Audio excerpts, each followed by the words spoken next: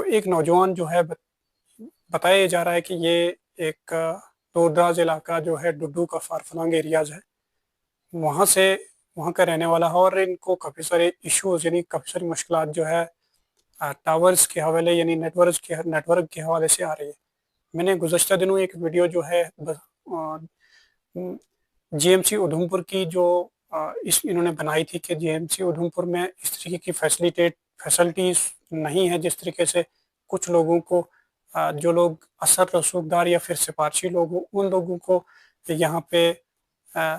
پرچیاں کاٹی دی جاتی ہیں، اور میں پورا دن یہاں پہ کھڑا رہا اور مجھے پرچی نہیں دی گئی۔ تو اس طریقے کے معاملات کو لے کے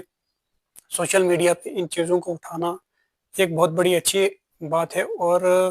مجھے لگتا ہے کہ نوجوانوں کو ان کاموں کے لیے آگے آنا چاہیے اور اپنی آواز کو بلند کرنے کی کوشش بھی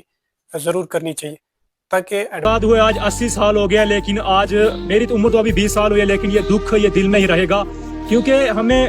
بہت برا فیل ہوتا ہے کہ بہت ایم ایل اے آتے ہیں یہاں پہ ووٹ لینے کے لیے آتے ہیں، بہت وعدے کرتے ہیں کہ ہم ایسا کریں۔ ایڈمنسٹریشن یا پھر تمام سیاسی دلوں کو بھی پتہ چل پائے کہ نوجوان جو ہیں اب ذات پات، مذہب اور دیگر چیزوں کی راجنیتی کے بجائے آپ لوگوں کو ڈیولپمنٹ پر، روڈ کنیکٹیویٹی پر، میڈیکل فیسلٹی پر یا پھر ایجوکیشن، ان تمام چیزوں پہ دھیان دینا پڑے گا، اور تب جا کے ہی آپ لوگ سیاسی یا پھر سیاسی رہنما مانے جائیں گے۔ ورنہ جس وقت آپ لوگوں کو سطح کی چابی چاہیے ہوتی یا پھر کرسی چاہیے ہوتی تو آپ لوگ کافی سارے وعدے لوگوں کے ساتھ کرتے ہیں، لیکن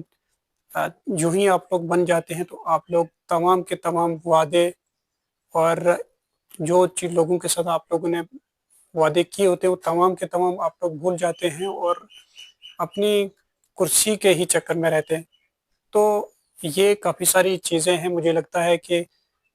رکن اسمبلی رام نگر یا پھر اور جو رکن اسمبلی ہیں وہ تمام لوگ ان چیزوں پہ انیشیٹو لینے کی کوشش کریں گے، اور بالفور تمام چیزوں کو جو لوگوں کو روزمرہ کے مسئلے ہیں ان چیزوں کو سلجھانے کی کوشش بھی ضرور کریں گے۔ میرے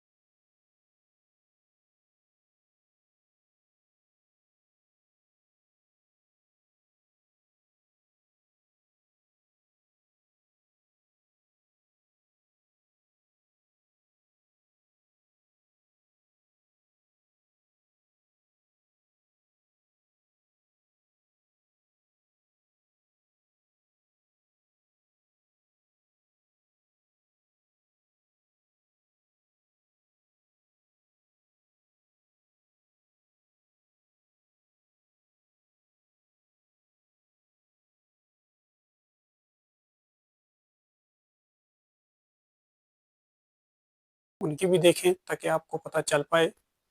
کہ سوشل میڈیا میں کتنی پاور ہے، کس طریقے سے لوگوں کے مسئلے حل ہوتے ہیں۔ بہت شکریہ، مجھے دے اس کے ساتھ اجازت، آپ دیکھتے رہیں۔